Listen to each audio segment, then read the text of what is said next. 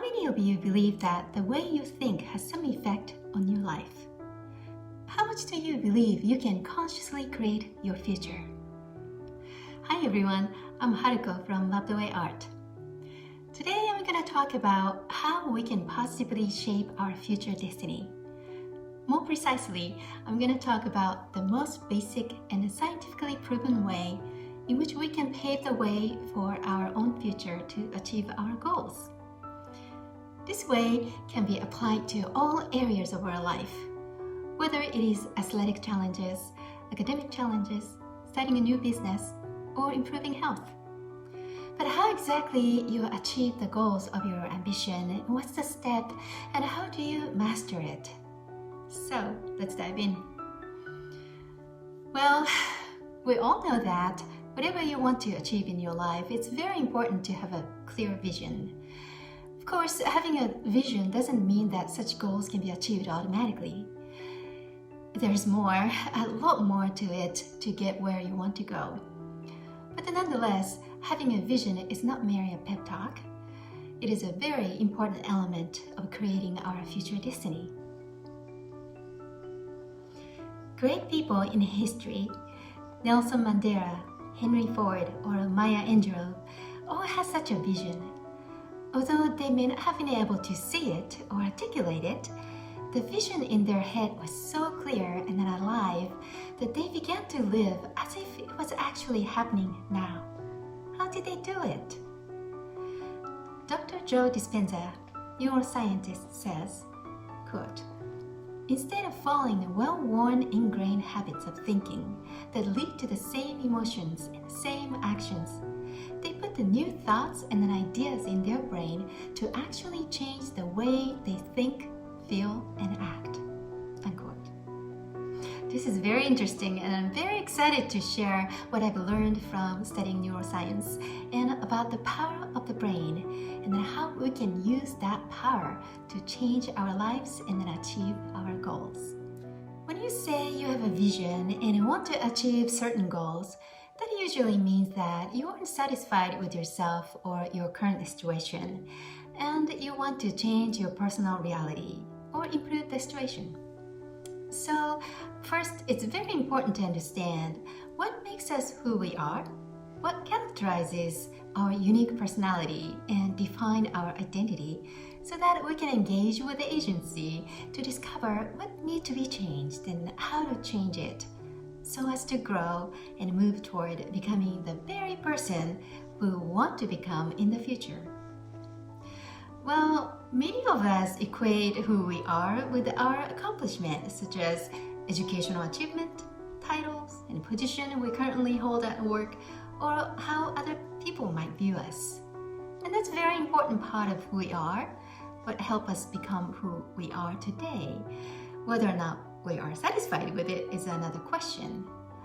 But also, it's fair to say that we're not just a result of what had happened to us in the past, or limited by what had accomplished in the past, or titles that we are currently holding. What neuroscience says about who we are is a bit different. It proposes what makes us who we are, what creates our personal reality, is simply what's in our brain. Patterns of thoughts, feelings, and behaviors. How we think, how we feel, and then how we act corresponds with our personal reality and who we are. That's what makes us unique and differentiate each of us from others.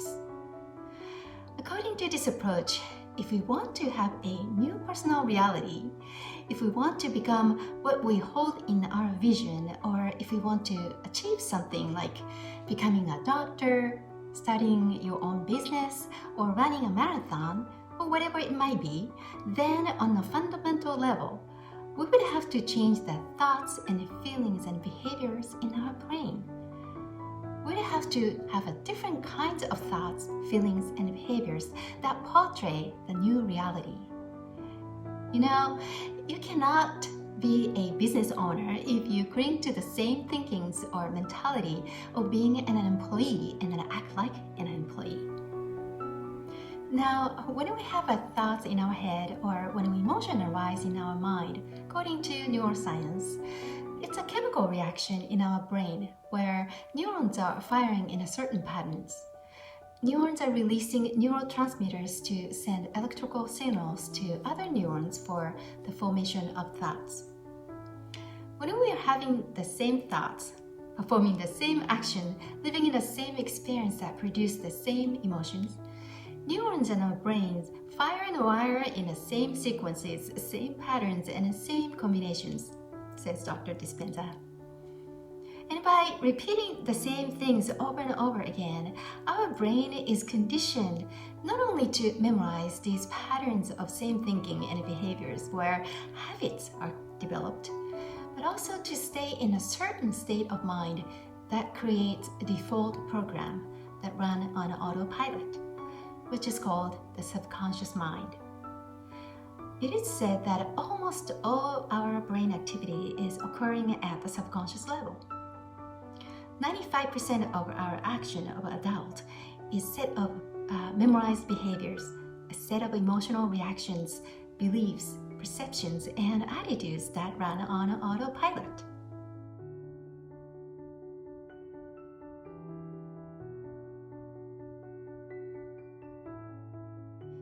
Well, now we know why simply having a vision but neglecting to act on it will not amount to any substantive change.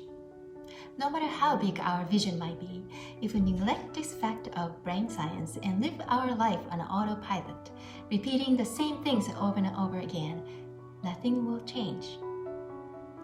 So in theory, by changing our thoughts and actions, replacing them with new kinds of thoughts and actions that align with our vision, and then repeating new way of thinking and behaving over and over, our brain can be reconditioned to develop new programs, which eventually lead to forming new state of subconsciousness, a new personal reality.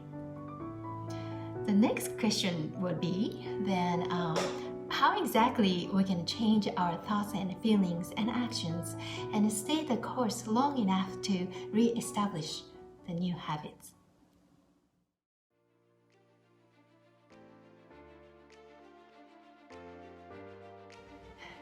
Disrupting the pattern of your thinking, emotions, and actions and creating a new habit is a daunting task. But there are numerous guidelines and resources available to help us get started. Well, I didn't invent such kind of guidance, but what I share with you today are the practices that I follow myself and that I have adapted to bring positive changes to my life. I would like to share some of the basic concepts and practical steps that you might find very useful.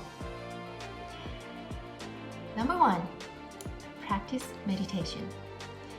Meditation is such a powerful tool for adapting mindset and is an essential part of my daily life.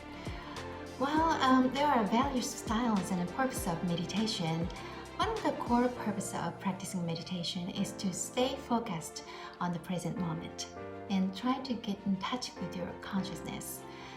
This ability to connect with your consciousness is very critical in the moment when we need to break through the subconsciousness during the course. Number 2, making the intention clear and practice affirmation. It is a good idea to write your vision and goals down. The clearer, more specific, the better. For example, passing license exam to be qualified for promotion, switching to a healthier diet and losing 20 pounds, or running a full marathon in 6 months. By writing them down, you're telling yourself that it's not just a wishful thinking, but you actually mean it. Recite them every morning as if they are already happening. This affirmation is incredibly powerful and effective for helping you start to live in accordance with what you envision. Number 3, give a reason for the goals that you have established, explaining why you want to achieve them, why it's important for you, why you feel passionate about them. And that's the fuel that drives you to keep going in the direction you have chosen. Number 4, Make a plan of action that matches the intention and execute it. You must make choices which are different from previous choices or habits. For example, you choose to get up in the morning 5:30 a.m. to go running instead of sleeping in until 7. You commit to dedicating 2 hours every night to study for exam instead of playing game or social media, or not going to the cupboard for unhealthy snack between meals and instead eat fresh fruits. Number 5. Recognize your emotion and be proud. After studying your new action plan for moving toward your goals, even if it only involves small steps, examine your emotion and recognize the positive impact. You should feel good and be proud of yourself because you actually overcame odds of 95 to 5 by using your own willpower. And remember, each time you execute a new action that generates new positive emotions, neurons are firing in your new sequences and patterns in your brain and creating a new neural pathways. And as you repeat it over and over again, you begin to form new habits.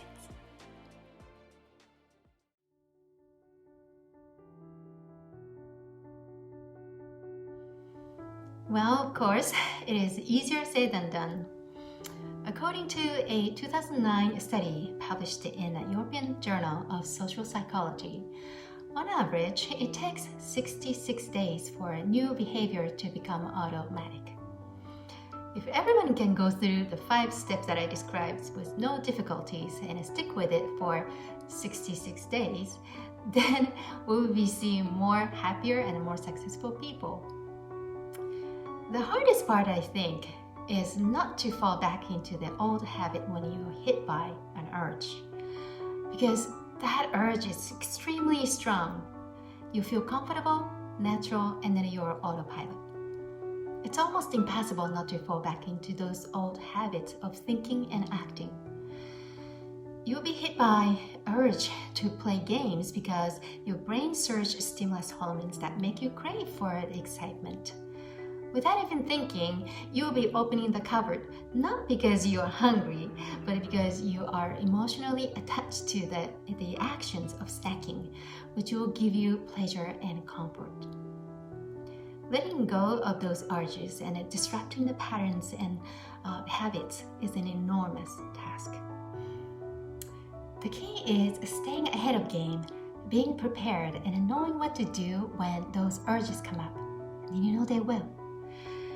It comes with a subtle sign in your brain and body, such as familiar anxiety or unsettledness or craving for excitement or for comfort.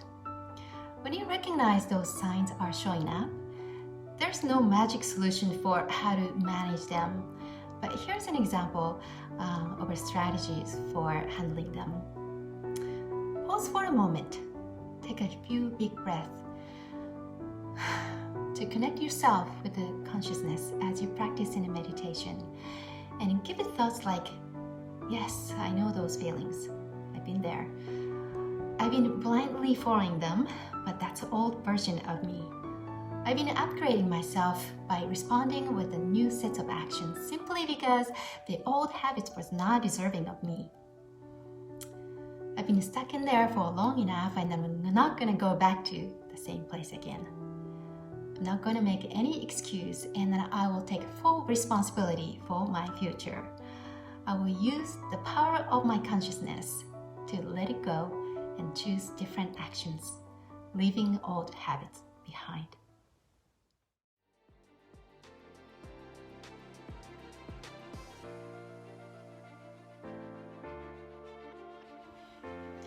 So that's all what I wanted to share for today. How to create new positive habit toward the desired future and brain science behind it. One last thing. Great Chinese philosopher Lao Tzu, Mahatma Gandhi, and Margaret Thatcher, with small variations, all famously said something in common. Quote, watch your thoughts, they become words. Watch your words, they become actions. Watch your actions, they become habits. Watch your habits, they become a character. Watch your character, for it becomes your destiny.